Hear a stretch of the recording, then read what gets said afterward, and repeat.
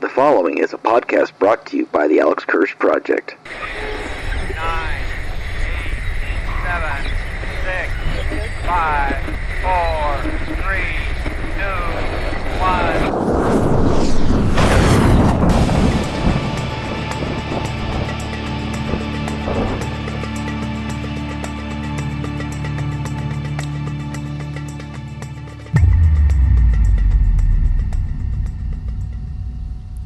The midterms are finally over, and Senator Raphael Warnock has won his re-election. What does this mean for the Senate now?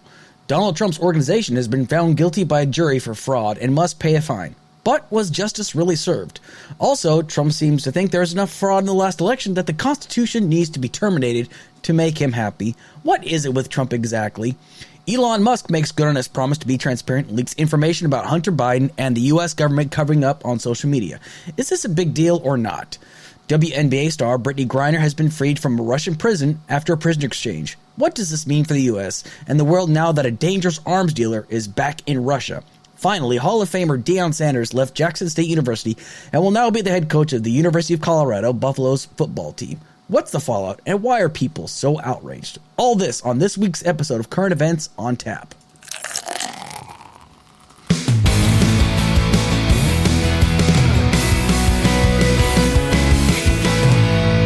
Good evening, listeners, and welcome to another episode of Current Events on Tap with your host, Alex Kirsch, a podcast from the Alex Kirsch Project. That is me, Army retiree, truck driver, pragmatic progressive, political commentator, and guess what? I do a little clout chasing from time to time as well. If this is your first time listening, please do me a solid hit like and share and subscribe to my Spreaker, YouTube, Spotify, and iHeartRadio. Hey, if you also have a chance, Google Podcasts actually has me on their platform as well, so feel free to go to Google Podcasts and download me at your earliest convenience, whatever is easier. This podcast gives you this week's current events, and I like to do what I also call the Beer of the Week.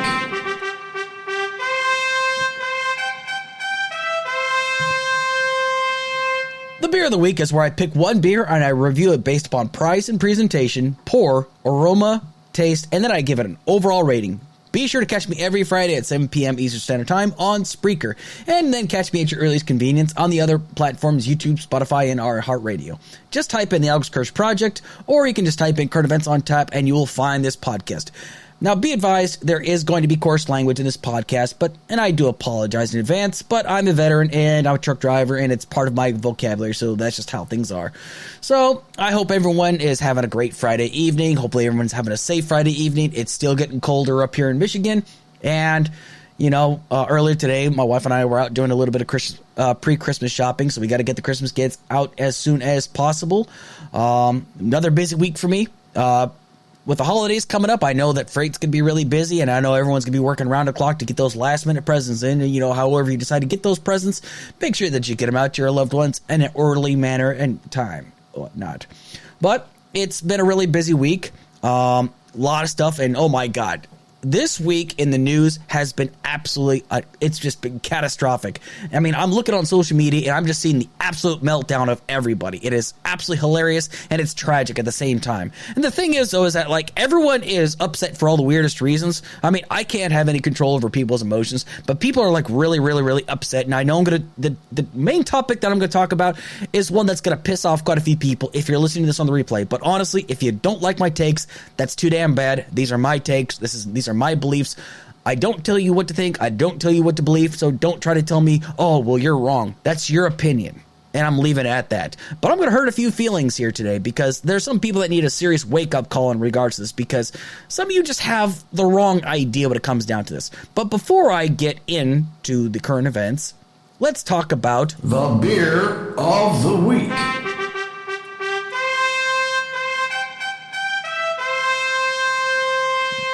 The beer of the week this week is Rolling Rock from Latrobe Brewery located in Latrobe, PA. All right. Now, I'm going to give you a little bit of brief history on myself, okay? It was 2002, and we were already on our orders. No, I'm sorry, 2003. I'm sorry. It was early 2003, and we were on orders to head to Iraq. I was 20 years old at the time, and I had no idea what was going to happen, and I was hanging out at an Army buddy's house, and because were on orders to deploy, I was like, wow. This could be my last chance to ever have beer. And the first beer I was ever handed was a Rolling Rock. It was the first beer I ever had at 20 years old. Yes, I drank underage. Sue me. You can come arrest me. I don't care. It does not matter. But the thing is, though, I was getting ready to go deploy in a combat zone. Didn't know what to expect. Didn't know what was going to happen. So why not? You live only once, right? So I had this beer for the first time, and it wasn't bad, actually. I was actually very excited. And I found, even though I had very little tolerance of beer, it actually didn't do too much damage. I mean, it's not a very, very potent beer whatsoever. But I found myself drinking one beer, then I had another, then I had another. So this one's kind of very sentimental to me in a way. But anyway, let me go ahead and give you a quick history about this beer. Well, first I'm going to give you the history of the brewery. It was originally founded in 1893 in Latrobe, PA as part of the Pittsburgh Brewing Company. It, however, was forced to close due to the times of Prohibition. In 1939, however, it was purchased by the Tito brothers. 1933. And then it was purchased by the Tito brothers, Joe, Tony, Ralph, Robert, and Frank, who were born from Italian immigrants, Raphael and Rosa. They were known as bootleggers, and during the days of Prohibition, they actually were involved in high levels of organized crime. And in 1933, they bet the Roosevelt, that is the FDR Roosevelt, that he would be the one to repeal the 18th Amendment. Well, that was the wager. They didn't actually bet the Roosevelt administration, but they bet that the Roosevelt administration would repeal the 18th Amendment. Now, for those not aware with the history, the 18th Amendment was the establishment of the prohibition of alcohol. Their gamble ended up paying off. And they bought the brewery in 1933, and in 1939, they introduced Rolling Rock, which is a tribute to the smooth, pebbled streams from which this beer is made. In 1992, Latrobe Brewery is ranked as the 8th largest brewer in the United States, and every Rolling Rock comes with a number 33 on its back. Why? Well, according to the website, there are conspiracy theories aplenty. Some think it's due to the end of Prohibition 1933, or the number 33 is a nod to the Fraternal Order of the Freemasons, or there's even the horse theory that even some of the owners each had a racehorse that they owned, and one day they decided to flip a coin to see which horse would be featured on the bottle, and apparently the winning horse wore the number 33. The owner, his horse wore number 33. But, there's dozens, and as of right now, they're not really letting it loose. It's like, hey, this is the reason why it's number 33. It's kind of like one of those things that's better not knowing, essentially. But that's just a brief history in regards to Latrobe Brewery. Let's talk about the beer itself. It has alcohol percentage of 4.4%, and the style of beer is American Adjunct Lager, and I'm now going to rate it on 1 mugs to 5 mugs, 1 mug being the lowest, 5 mug being the highest. Let's go with price and presentation. I'm going to give it a 3 out of 5. You can get a 6-pack at any grocery store or liquor store that's near at your earliest convenience. You can get it on tap at any bar or restaurant that has it on tap. I bought this 6-pack for $8 at the Dixie Run Liquor Store in Birch Run, Michigan. It's a very, very cheap beer. It's still one of the most mass-produced beers in the country. The bottle has a very beautiful green and white and blue lettering, but it's not really that flashy, but it is presentable. But again, this is a mass-produced beer. The presentation overall, though, is average, but I like looking into the history of this. I like looking into the histories of the beers and the breweries, where they came from. It's really fascinating to learn about these things. That's one of the reasons why I really love doing this podcast, because I love learning about the beer and how it was made, why it was made, the brewery it came from. It's just really fascinating to learn about this. But again, I got to give it a 3 out of 5. The pour, another 3 out of 5. Not a whole lot of foamy head. The foamy head I'm really particular about. The color, however, is a very, very pleasant kind of goldish color. It kind of looks like the cider that I reviewed that one time, but it's not. It's just it's a pleasant color. But if you don't pour this one properly, you could run the risk of an overly foamy head. But the foam quickly disappears, which is kind of a bit of a letdown. So that's why it's just got a very, very average pour. The aroma, average. It smells like a very average run-of-the-mill beer. It's not overly pleasant, but it's not overly offensive. Again, as a mass-produced beer, you're not really going to get amazing flavors out of it.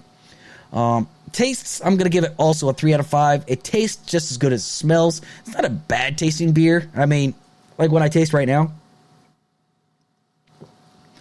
it doesn't taste bad, but there's no real flavor. It's just like an average standardized beer, really.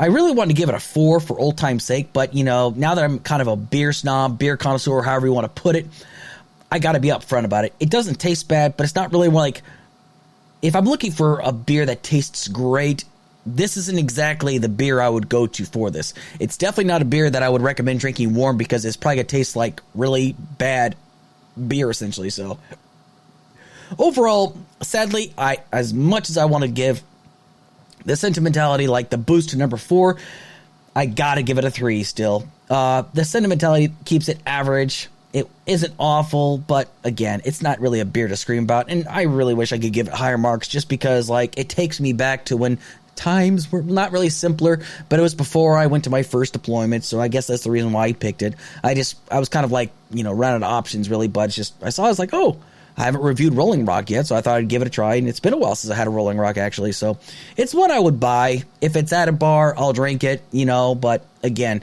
it's not like one that I'm going to scream, like, yeah, I bought Rolling Rock kind of deal, so, but if I had to buy a mass-produced beer, it would be an ideal one, so, but anyway, that's all for the Beer of the Week review. Now, it's time for current events.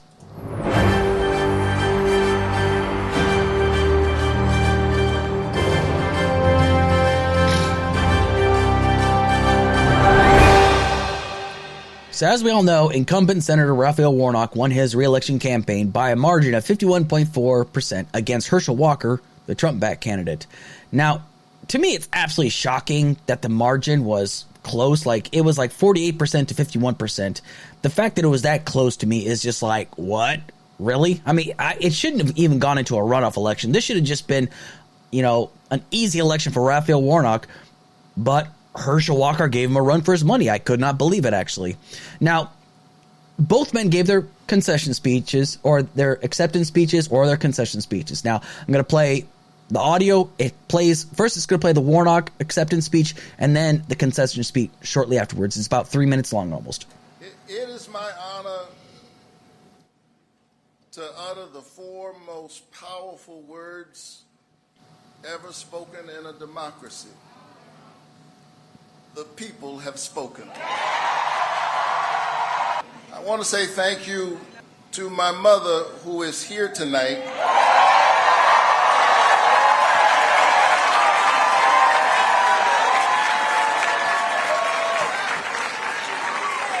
You'll see her in a little while. But she grew up in the 1950s.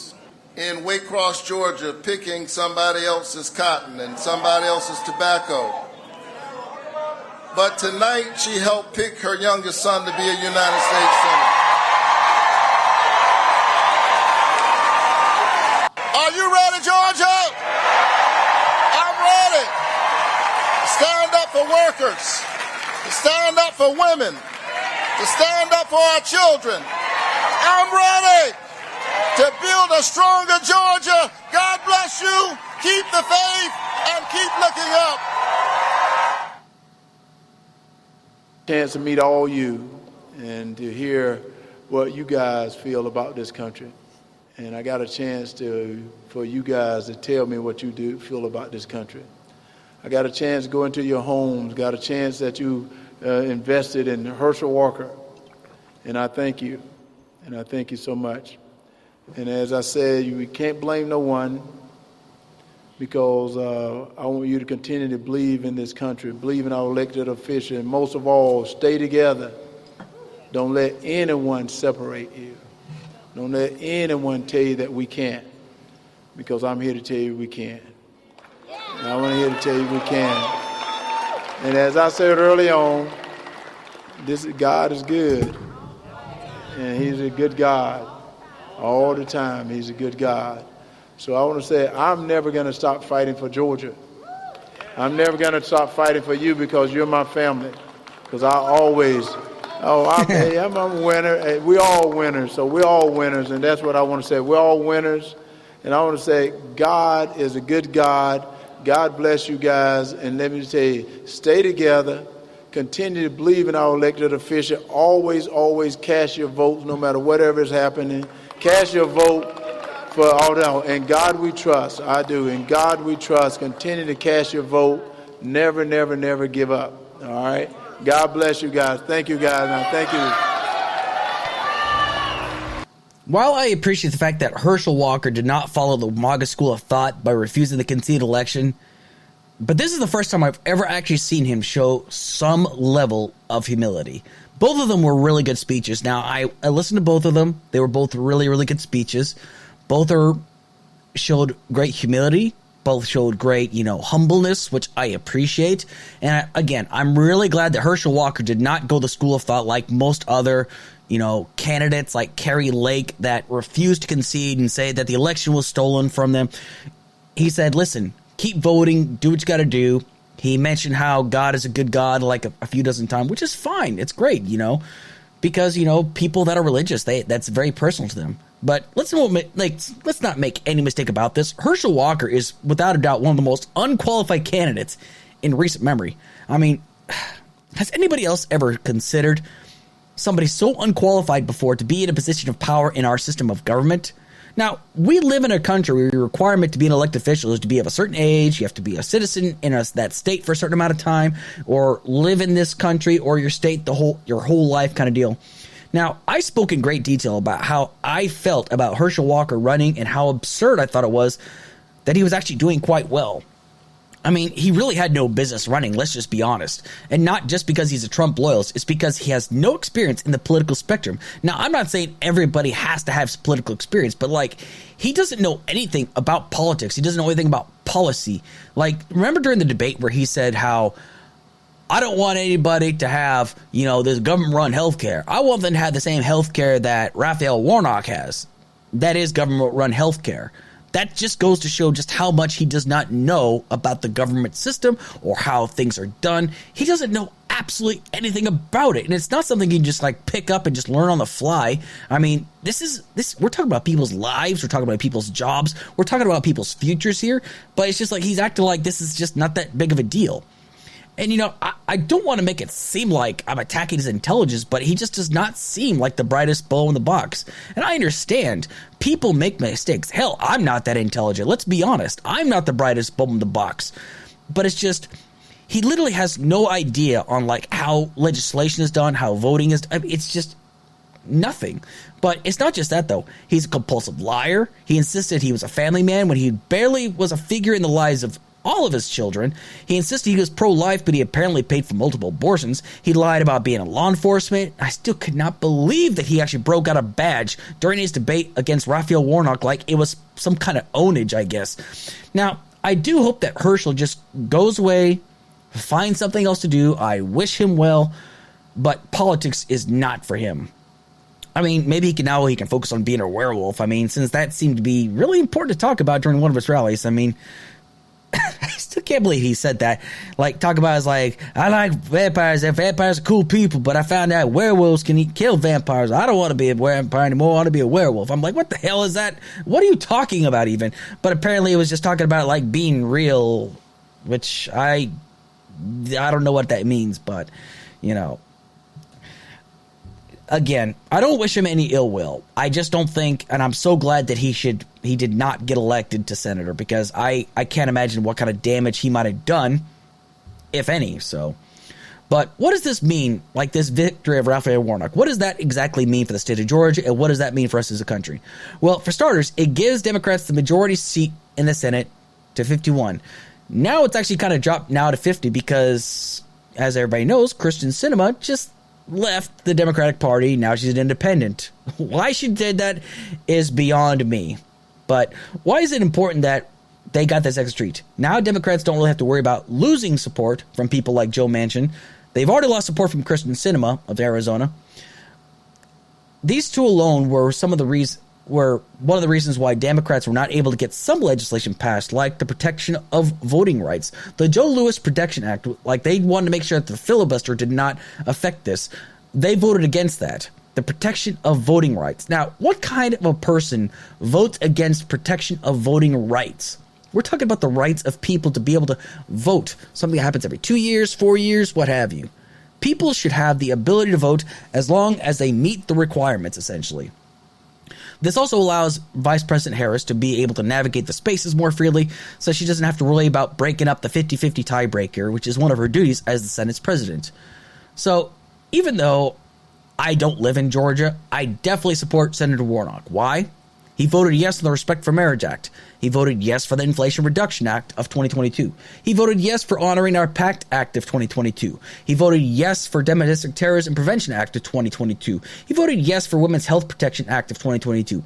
Most of all, also, it's because he voted yes for the nomination of Ketanji Brown Jackson to the Supreme Court. These are all great reasons to support Raphael Warnock.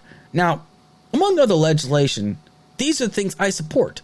Now, is he a perfect person? Of course not. There's no such thing as a perfect person, no such thing as a perfect candidate. He is a human being, and he probably will sometimes say things that I will disagree with. Now, as of right now, I can't see too much of it, but I fully expect him to do his job as a U.S. Senator, even if I disagree with him. Again, he's not a perfect individual. However, this is legislation that I fully support. This is legislation that we can get behind. I mean, for crying out loud, if people are against the PACT Act, why? I mean, I talked about it in great detail about why it was wrong for people to vote against it, because they said that there was some pork spending in it, which is not true, but yet people made that excuse. Raphael Warnock just seems like an overall decent guy, a decent man, a man of God, but for some reason the conservative base says, oh, well, he's not a true man of God, but somehow Herschel Walker was, I guess. It doesn't make any sense to me whatsoever. But at the end of the day, Raphael Warnock won his race, and I'm glad he won his race, and now we can move on to bigger and better things. So, Trump's real estate company was finally convicted for an extensive 15-year criminal scheme of committing tax fraud and trying to defraud tax authorities. Yes, big surprise, right? The Trump Organization operates hotels, casinos, golf courses, and other real estate projects all across the world. Now, the executives were found guilty of the payment of personal expenses, but now this went all the way up to Chief Financial Advisor Alan Weisselberg. Weisselberg ended up testifying as the government's witness as part of a deal which guarantees he only has to serve, get this, 5 months in jail. 5 months is the deal. I mean, I guess we got to take it, but I can honestly tell you that it pays to be wealthy and have great attorneys. Now, here's what's even better. The company is facing fines of $1.6 million. The amazing part is most of the penalties for tax fraud for the average Joe is like $100,000 fines or $500,000 fines in the event of corruption and up to 5 years in prison. Now, think about the average Joe. Think about you and me. If you or me committed tax fraud, you can guarantee we're not going to get this level of representation. Why? Because we don't make as much money as these guys do. So you can bet your bottom dollar that we'd probably get the book thrown at us. I mean, an average citizen is not going to get the best lawyer in the world. You'd have to get like a GoFundMe or have enough people to pay to support you. Like if you did like a TikTok video, you might be able to get some financial support. But at the end of the day, an average citizen is not going to get this level of representation, especially if they've committed tax fraud. Why? Because tax fraud, as we all know, and no, taxation is not theft, okay? For anybody that's out there that's going to say taxation is theft, okay? Taxes pay for a lot of things that we as a society utilize today. But if any average citizen in this country was ever to commit tax fraud, you can bet your bottom dollar that they're going to go to prison. They're not going to go to jail. They're going to go to prison. But Weisselberg, testifying for the government, got a deal where he's only going to spend 5 months in jail. Now, if you get a halfway decent lawyer, most people are actually end up getting a public defender. Now, some of them are not exactly top-of-the-line kind of public defenders, and I'm not trying to knock on them because I'm not a lawyer, I'm not an attorney of any sort. But what I have found out is, in most cases, not all cases go to trial. As a matter of fact, it's quite the opposite. The majority of cases that are heard, it's usually prosecutors that usually decide the outcome of a trial.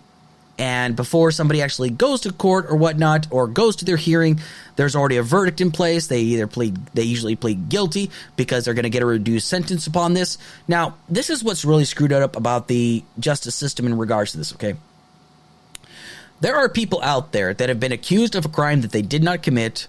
They get a public defender because they can't afford a decent attorney. Once they get that public defender, they say, hey, listen, I've already spoken to the prosecutor.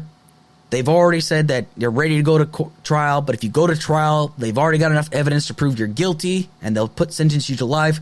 so we can make you a deal. It's like, a deal? I didn't do anything, though.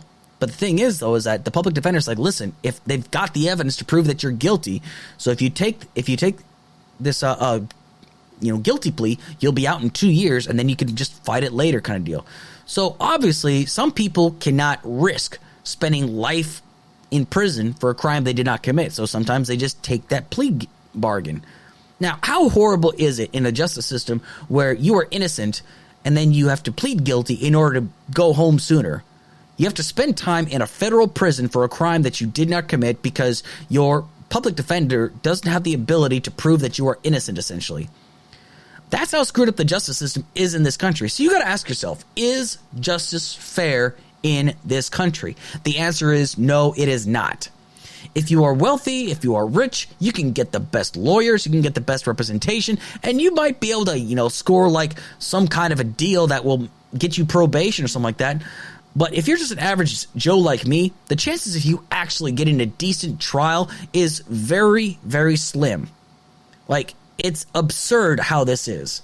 Now, and we're not talking about like just run-of-the-mill robbery. We are talking about people that have to plead guilty to rape, people that plead guilty to murder, assault cases, or even if they don't plead guilty or something like that, and they plead not guilty, and then there's enough overwhelming evidence and they're still innocent, they still get sentenced to prison for life or death row and whatnot. It's absurd how this system is so screwed up, honestly.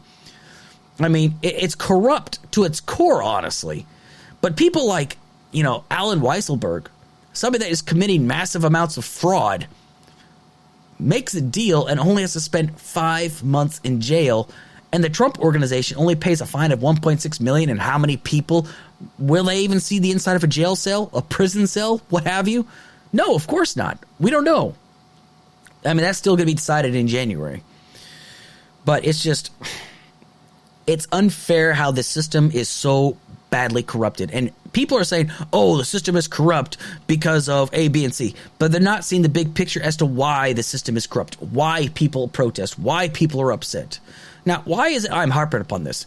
Because this is proof that justice for all is a wonderful concept on paper, but I don't believe it to be true.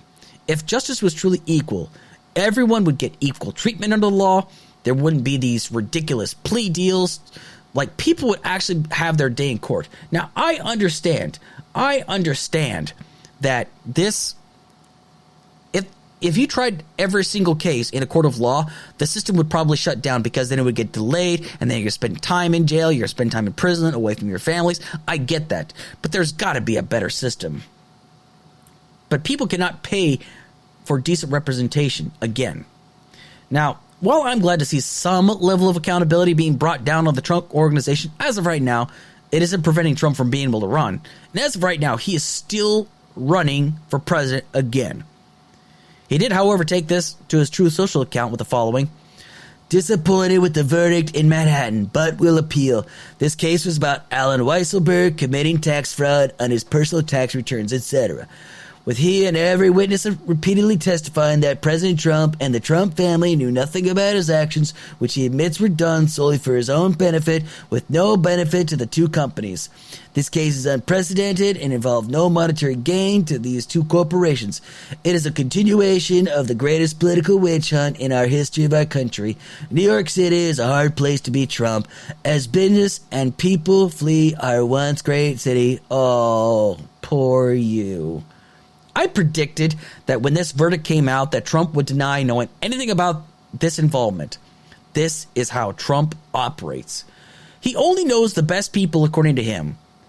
People of high moral character according to Trump. If they're bad people, he barely knows them. If they're people that denounce him, he barely knows them. If they're people that speak bad about him, I barely know this person. That's how he operates. I mean, when will it get through the thick heads of people who supported him that this man is without morals, values, and integrity? I mean, this guy will sell anybody out that he claims that he does not know this person or didn't know anything about them and their dealings. I mean, if this is true, then he is without a doubt the most incompetent and most ignorant person I've ever seen. While he is truly incompetent in some regards, I don't believe it's because he didn't know these corrupt people. Trump made it very clear in his book, The Art of the Deal, that he has to be in control of everything. He believes he has the answers to everything. He believes in ending bureaucracy. He insists that he hires the best people, has the best ideas, the best words, the best everything. The only thing we know that he is best at is bullshit. He excels at faking it until you make it, then you fake it some more. But that's all he does. Anytime people speak out against him, he doesn't know that person very well. That's how he operates. But yet people still buy into his BS. When is it going to sink into you that this guy is as corrupt as we, who've been very much against him, have been right all along? I mean, what more can I really say about this? I mean, it's absolutely earth-shattering the fact that this guy is continuing to find a way to try to weasel his way out of this. But he's not going to run away forever. Just make no mistake about that. He cannot run forever. Eventually, it's going to come back and bite him in the ass. Now, is he going to see the inside of a jail cell? Absolutely not. We all know that Trump, when he realizes that he's cornered like a rat, he is going to throw as many people under the bus to make a deal. That's the kind of guy he is. Either that, or he's just going to say, I plead the Fifth Amendment. Even though he's so against the Fifth Amendment, he thinks that if you plead the Fifth Amendment, you're guilty of something. But he pled the Fifth 440 times while he was testifying at a deposition under oath. I mean, it's his right to do so. You have the right to plead the Fifth Amendment. I'm not saying you can't plead the Fifth Amendment. I'm simply saying that he's the guy that said, don't plead the Fifth Amendment, but he pled the Fifth Amendment 440 times. But yeah, Hillary Clinton's a corrupt one. She didn't plead the Fifth once in her 11-hour hearings. I mean, for crying out loud, you cannot make this stuff up. But here's where it gets even crazier. Another part of Trump, and I know I keep talking about Trump, but it's just he keeps making himself relevant, so I'm going to keep talking about him until he finally goes away. He also went on Twitter after the midterms, after the Twitter leaks, and said, do you throw the presidential elections results of 2020 out and declare the rightful winner, or do you have a new election? A massive fraud of this type and magnitude allows for the termination of all rules, regulations, and articles, even those found in the Constitution.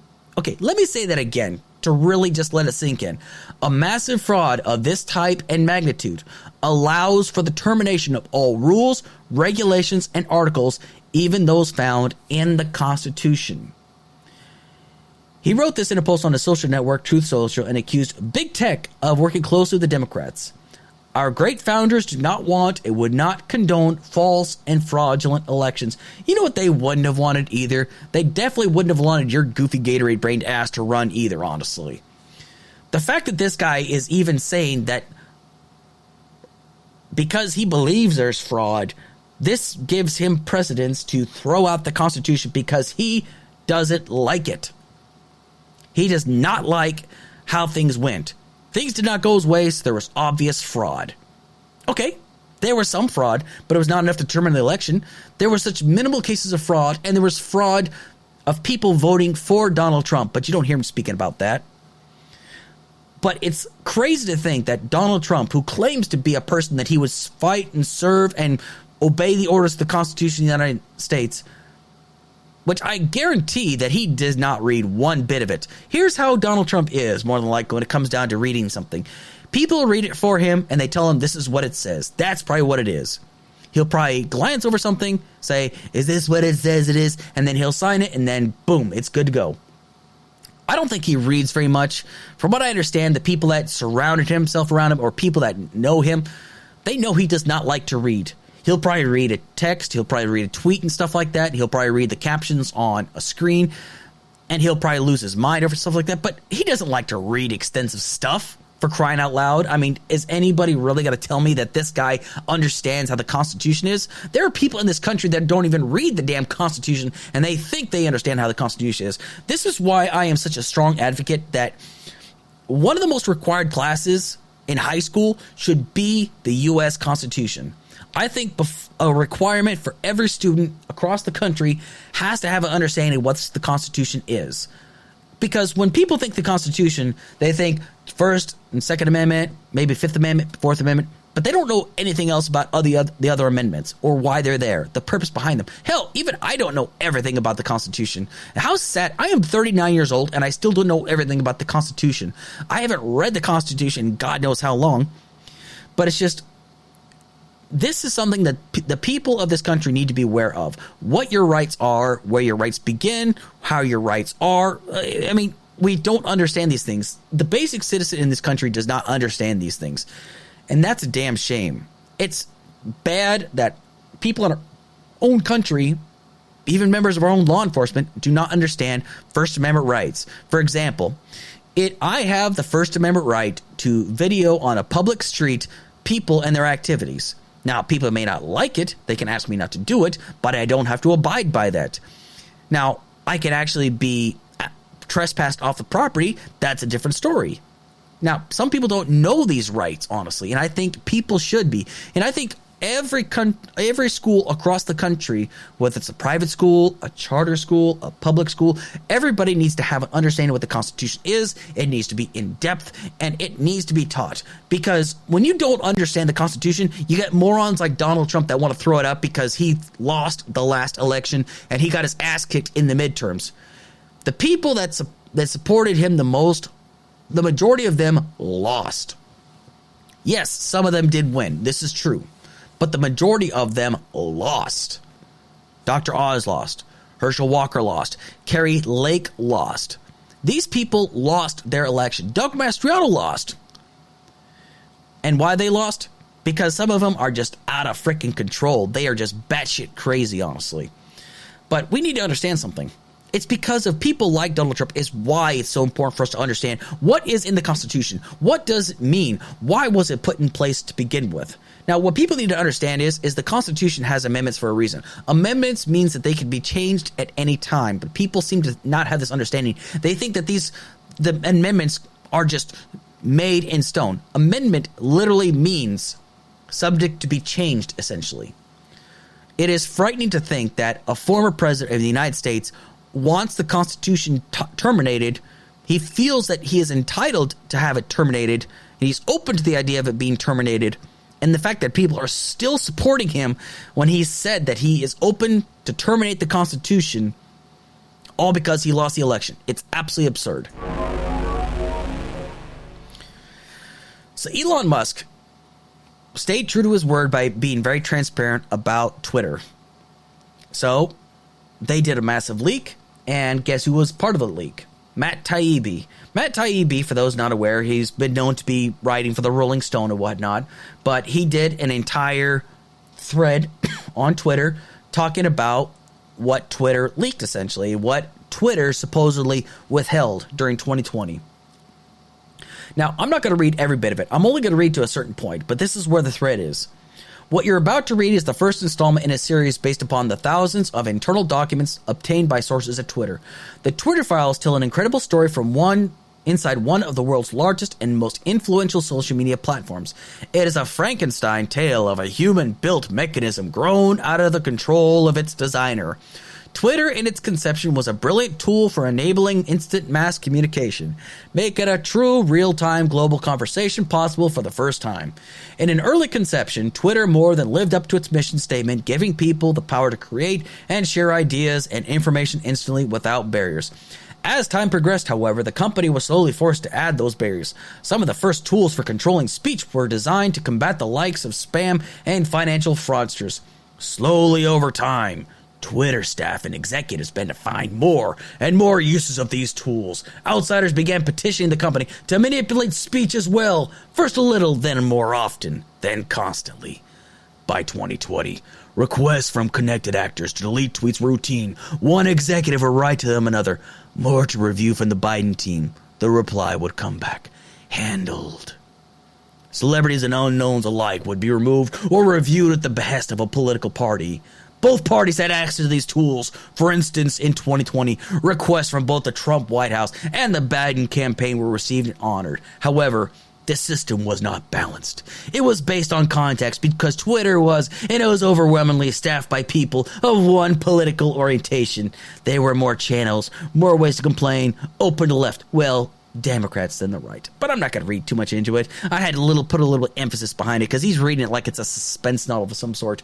But the fact of the matter is, the majority of the things that were actually asked to be blocked by the Biden administration. Oh, wait, I'm sorry.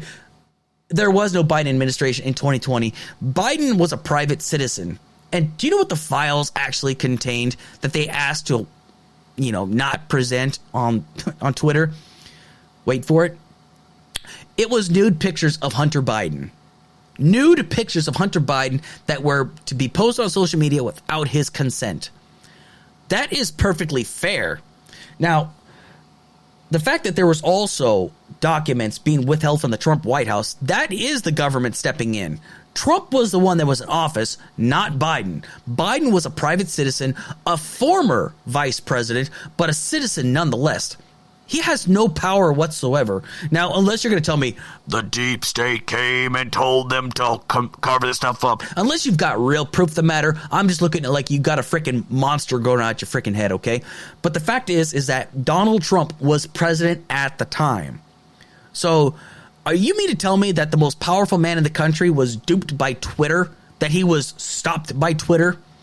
Let's remember something. In 2016, because of Hillary's emails, that was the contributing factor that led to Donald Trump winning, honestly. I mean, experts across the board have said that because of the Hillary emails, because of James Comey looking into Hillary's emails, this was one of the contributing factors that led to Donald Trump winning the election. Not just because he was a wild card, but because people believe the level of corruption from Hillary was so vast. That's what led to it. But for some reason, you expect me to believe that Twitter was launched in this deep state conspiracy theory that Hunter Biden is corrupt and Joe Biden is corrupt. I mean, let's be honest, okay? I have said it from the word go.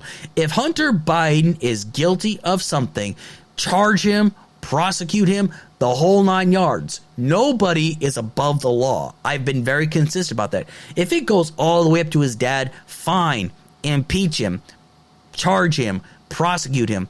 But when we talk about how corrupt Trump is, you can't say, well, what about Biden? What about Biden?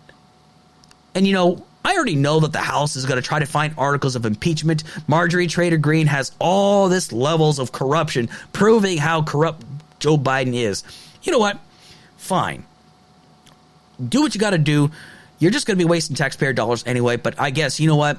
We opened up Pandora's box. The Democrats opened Pandora's box. So now what goes around comes around. I guess that's the conservative mentality. I guess nowadays it's not about tackling inflation, even though they're not going to do anything about that. It's not about tackling gas prices because they voted against measures to stop price gouging, so they don't really give a shit about that.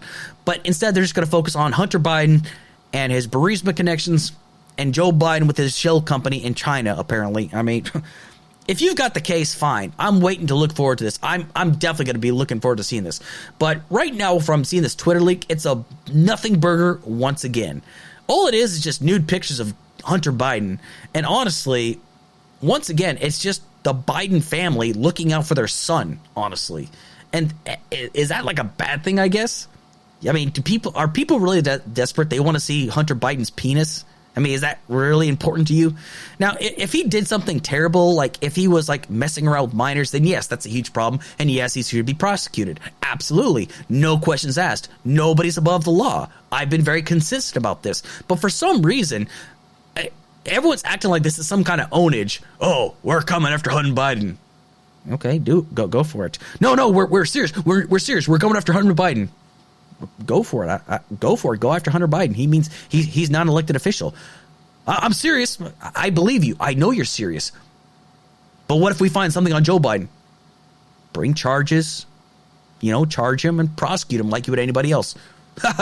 Stupid libs. I mean, that's exactly the kind of game we're looking at right now. I mean, this is exactly the way they're thinking, honestly. It's completely ridiculous. But it's just, I could go more into detail about this, but it's just, honestly, I'm going to be waiting to see what's going to happen. Again, if he's guilty of something, charge him, prosecute him. I don't care. Hunter Biden means absolutely nothing to me. All I know is that this is a guy that had a drug problem. He went to rehab. He got treatment for it. And now he's doing better. That's all I understand. But people are going after him just to get to his dad. It's that simple. So we're just going to leave it at that for right now. Here we go. This is the topic that I know that it's going to piss off a lot of people. So, WNBA player Brittany Griner has been freed after 10 months of detention in a Russian prison for smuggling less than a gram or less than an ounce of CBD oil that she puts in a vape. She was sentenced to 10 months in prison for that, okay? Now, people are livid. They are pissed off.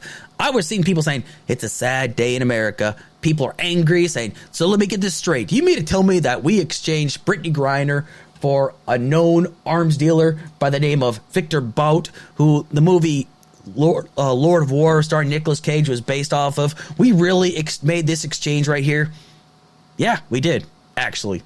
We definitely did. Now, everyone's pissed off about Brittany Griner coming back because, for starters, some people are saying, listen, nobody in our country should be able to go to another country and break their laws. Point blank, period, bottom line. Okay, fine. You can agree to that. We can agree to disagree on that because, honestly, this charge that she got charged with is bullshit anyway. I think, and I said it before, here's the 3 reasons as to why she got charged. 1, she's a member of the LGBTQ plus community. Russia is very anti-gay. They are very against the LGBTQ plus community. 2, she's a person of color. What better optics than arresting a person of color? And 3, she's a United States citizen. Currently, we are supporting Ukraine. We are supporting Ukraine in a war against Russia. That's a trifecta right there. That's exactly the perfect person because she's also a person of high celebrity status. She is somebody that people in this country look up to. There are young girls that play basketball that probably watch Brittany Griner and think, yes, I want to be like her someday.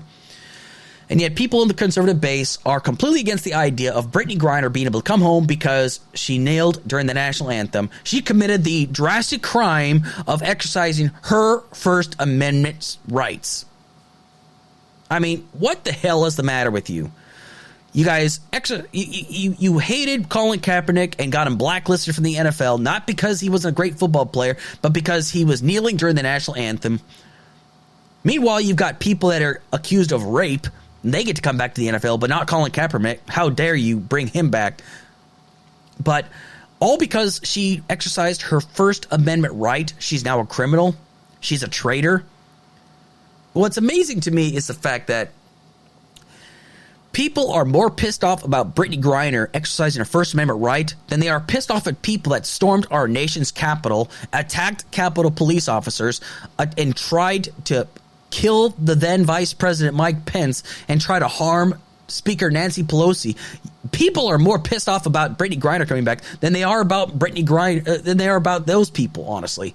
There are people saying, oh my God, we've got to let those political prisoners out in this country. They weren't exercising their First Amendment rights. The people that have been arrested and are awaiting their trial right now are people that partook in the supposed insurrection. I'm not even calling it supposed. The insurrection of the Capitol building on January 6, 2021. Those people are traitors. Brittany Griner is not a traitor. She exercised her freedom of speech. Whether you like it or not, it's not popular speech that needs protection. It's unpopular speech that needs protection. You should be more angry at the fact that people like Kanye West and Nick Fuentes went to Mar-a-Lago. These guys are anti-Semitic. They have said horrendous things. Kanye West has said things that he loves Hitler. Why aren't you angry at Kanye? Why aren't you more outraged about that? Why aren't you more outraged about Donald Trump talking to anti-Semites and being friends with anti-Semites? But no, you're more mad at Brittany Griner. It makes sense to me, for crying out loud. Let me just break it down for you, okay? When it comes down to it, if you are mad about athletes kneeling during the national anthem, let me tell you something. You cannot mandate patriotism. If you have to mandate patriotism, if you have to force people to say, I love my country, if you have to force people to say, I pledge allegiance to the flag of the United States of America, if you have to force people to stand to, the national anthem, it's not about patriotism anymore. You've missed the mark. You've missed the plot. You cannot mandate patriotism. Patriotism comes from the heart, goddammit. Patriotism means that you love your country because you believe in what it stands for. It's not because you're being forced to believe in it. That's where you get nationalism. Nationalism is where you mandate patriotism. We do not live in a nationalist society. Anybody that wants to live in a nationalist society can go live in one, for all I care. Not this country. This is the land of the free, because of the brave. And if that means that she's going to kneel for the anthem, she has every right to. And I support her in doing so. And that's me coming from me. I served my country for 20 years, and I am entitled to state what I believe. Would I kneel for the anthem? No. Why? Because I love my country. I love the national anthem. I love what it stands for. I love the people that I served with. I love everything about it. But I will never, ever tell somebody that they do not have the right to kneel for that anthem. And you can be mad about that if you damn well please. That is your right to be mad at me.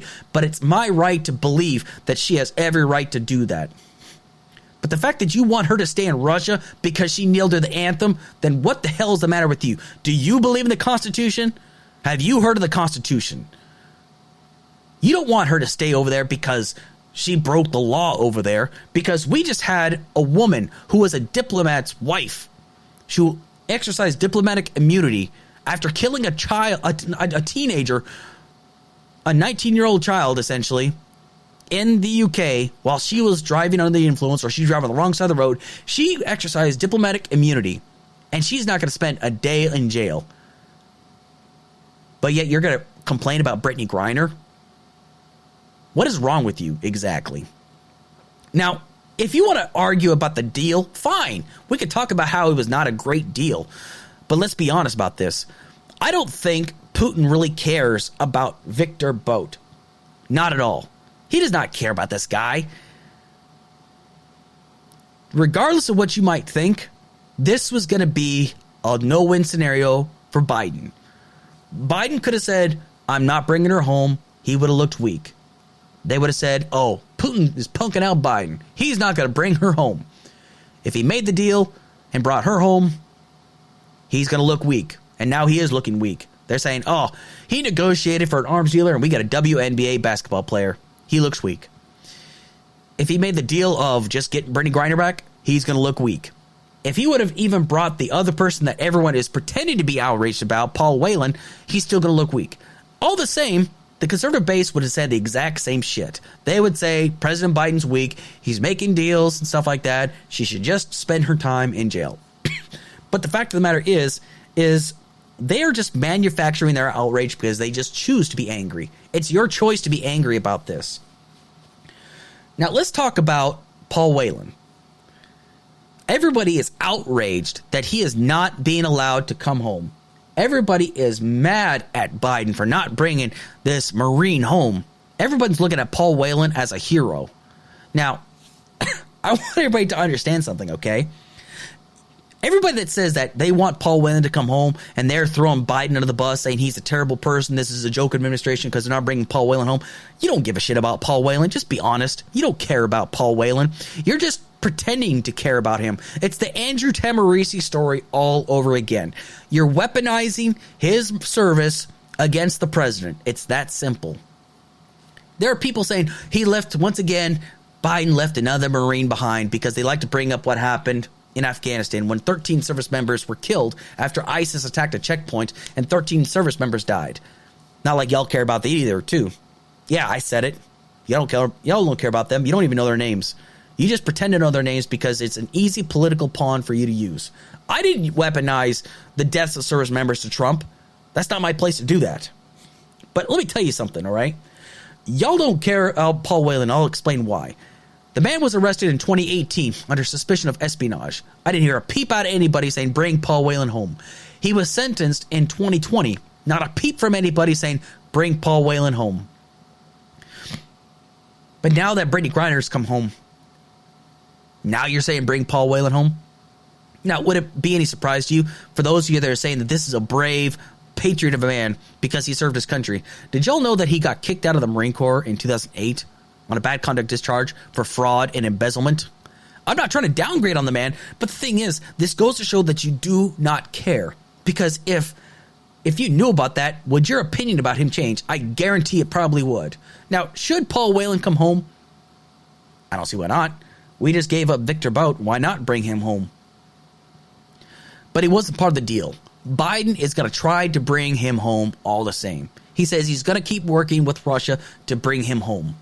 But for those that are saying, once again, Biden left another Marine behind, does that mean that you forgot about Trevor Reed? Trevor Reed is also a former Marine. He'd been detained in Russia since 2019, but he's now back in the United States. He was also released in a prisoner swap. Was he a Marine that was left behind? No. Biden brought him home. Maybe it's because he didn't have this old big pomp and circumstance like you're used to with Trump, where he celebrates, yay, look at me, look what I did. It's absolute phony outrage as far as I'm concerned. Y'all don't give a shit about these people. You're just pretending to because you just want to own the libs. You want to be mad at Biden. But guess who's also really just driving me nuts about this? It's Donald Trump again. He's saying the worst deal ever, the worst trade ever. I'm pretty sure he believes he could have brought Paul Whelan home. But the thing is, Paul Whelan was taken under his watch and he did nothing.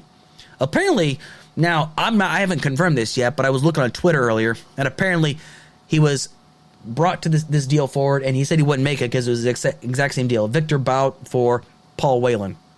Apparently he didn't make that deal. Fine, whatever. But the thing is, though, he's acting like he would have done something different when he probably wouldn't have, honestly. Again, Biden was going to lose whether you realize it or not. This was a no-win scenario, but Biden didn't do it for looks. He did it because it was the right thing to do, honestly. Now, and I want y'all to understand something. It's not so much that I'm like, yay, I'm fully supporting this. It's just option A, option B, option C. Like most issues when it comes to geopolitics. It's not the best scenario. It's just the option we have. And the thing that really bothers me most about those that are angry about Brittany Griner coming home, when the Black Lives Matter protests were going on, there were people out there that saying, I'm offended by the term Black Lives Matter. No, all lives matter. Where is your all lives matter stuff now? You said all lives matter. They obviously don't matter. You're awful quiet right now, aren't you? I don't hear the all lives matter crowd when children die in a school shooting. And I damn sure don't hear all lives matter when people die in prison when they're innocent of crimes. I don't hear the all lives matter when Brittany Griner, who is a political prisoner, yeah, I said yes, she's a political prisoner. When she is brought home, her life obviously doesn't matter. Why? Because you hurt your fifis, that's why. That's why all lives matter was crap. It was bullshit from the get-go. It's not because you care. You don't care. You don't care about Paul Whelan. You don't care about Brittany Griner. It's all phony outrage as far as I'm concerned. You're pretending to give a shit about this scenario, but you're going to forget about this in about a month. Then when it comes down to election time, you're going to bring it up again. And then after the next election, you're going to forget about it again. Because you did it to Andrew Tamorisi.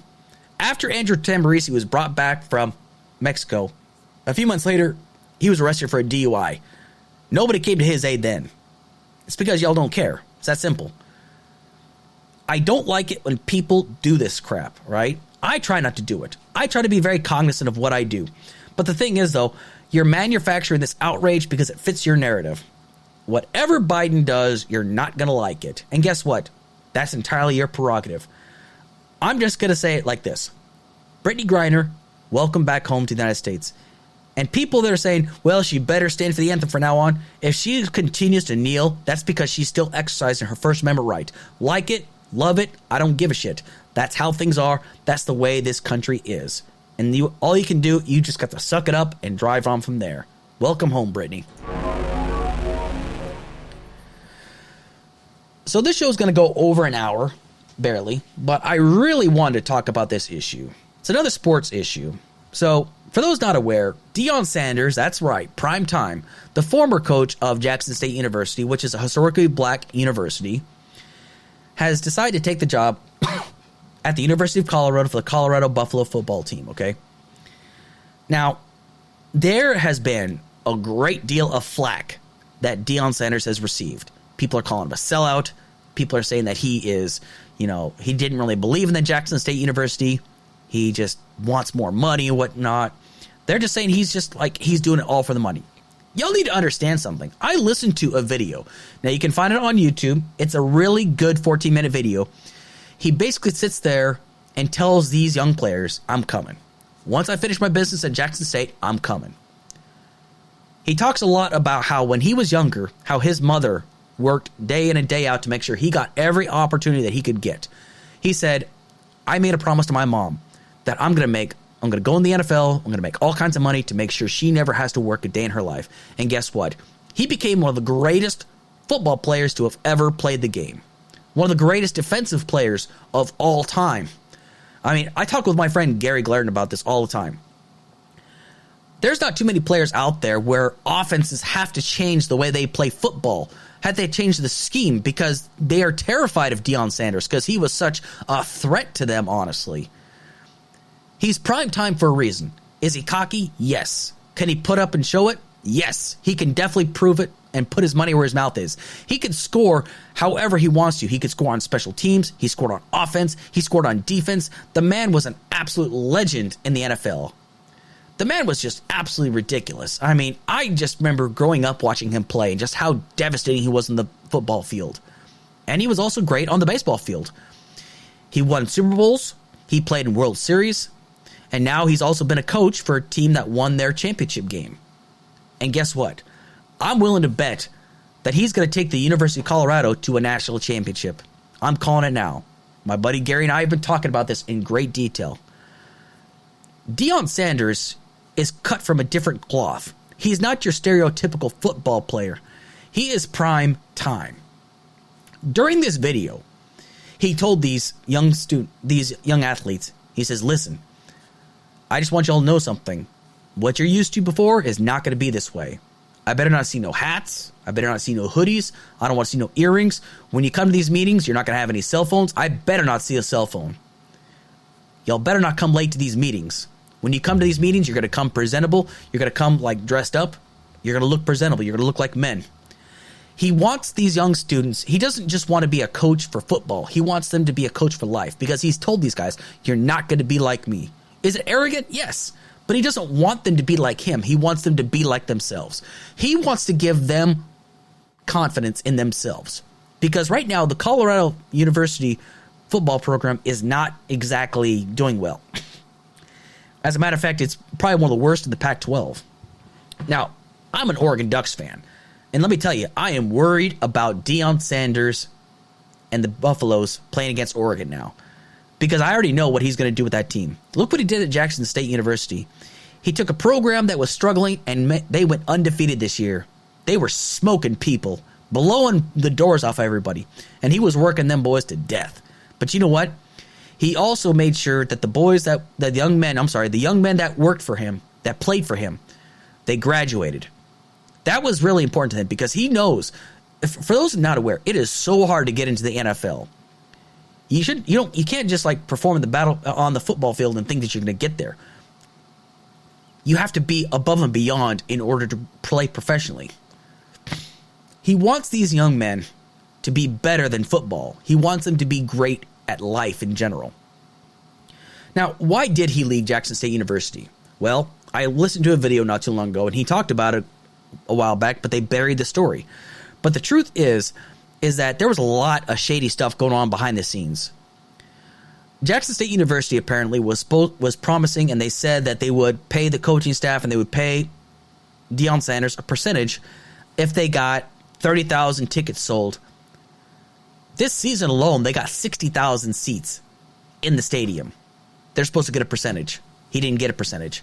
His pay was $300,000. Deion Sanders spent half of his paycheck on the football team itself. The staff, the players. When they went to play their championship game, the school was supposed to pay for the meals. He paid for the meals. Now, they came out and says, well, that's not true. He didn't pay for all the meals. He only paid for half of it. The coach is not supposed to pay for the meals from the get-go. The school is supposed to pay for that. They didn't, though. Apparently, they only paid half of it. They should have paid the whole thing. Deion Sanders was done with this.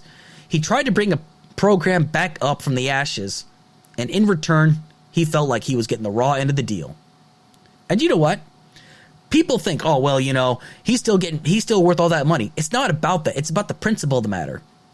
You can't expect anybody to stick around if you're not going to treat them like they matter. Deion Sanders is going to go to Colorado. He's at Colorado, and he's going to create a program there. He's going to create a winning environment over there. And one thing that was brought to my attention that my friend Gary brought up is like the thing that people are not taking into account is the fact that that's high elevation up there. Those boys are going to be sucking wind. But do you think those boys are going to be sucking wind? Just think about the teams that are going to be playing up there.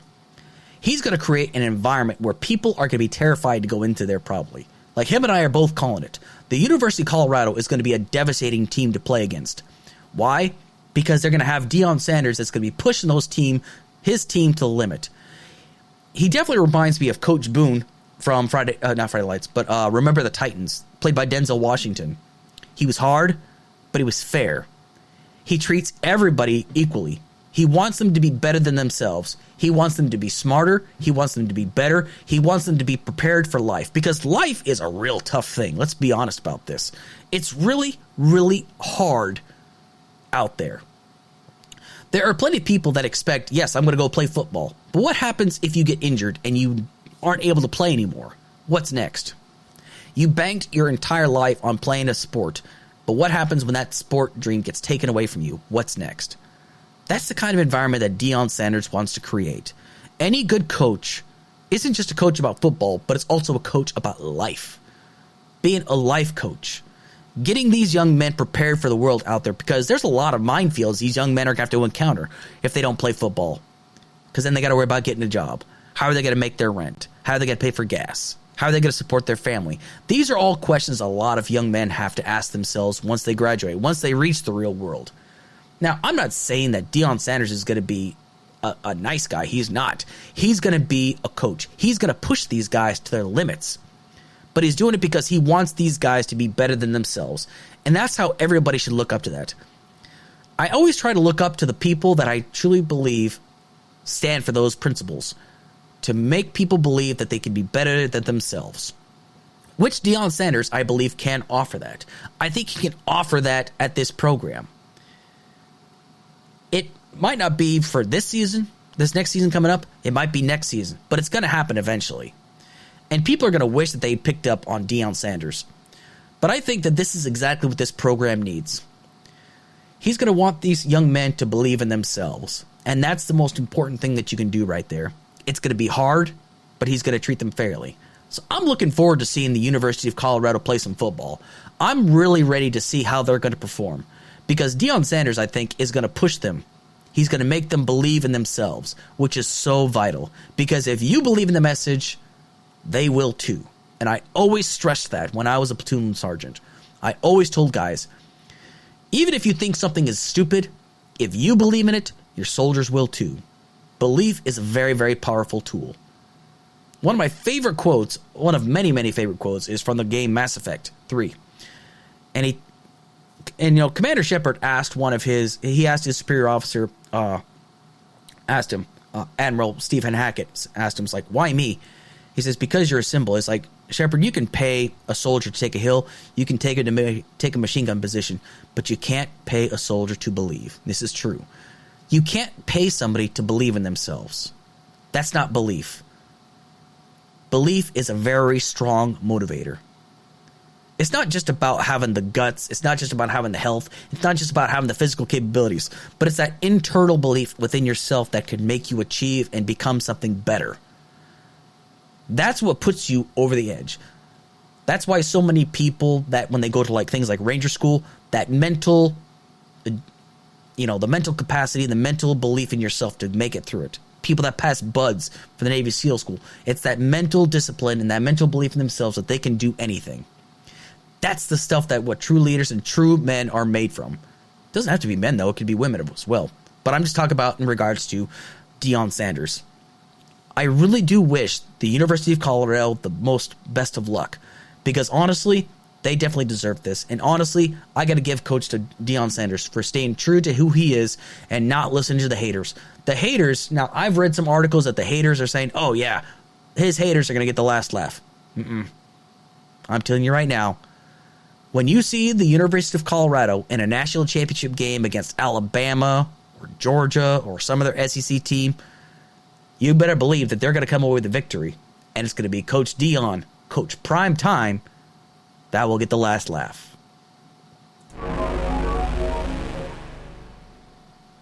In closing, I want to take the time to thank everybody that's listening on the live episode. I want to take the time to thank everybody that's listening on the replay. Once again, if you haven't done so, please hit like, share, subscribe. Do what you got to do. Let me know what you think of this program. Please let me know what you think of this program, whether it's good, bad, like it, hate it, whatever. I don't care. I'm all about criticism. That's just the kind of person I am. thank you so much for everybody, and thank you to everybody that's shown me support and has given me the strength and the courage and to want to commit myself to doing podcasts. I love doing podcasts. I'm so glad I got my start in this. I want to give thanks to everybody that supported me along the way. So always remember, stay vigilant, stay hydrated, and keep your beer glasses full. Take care.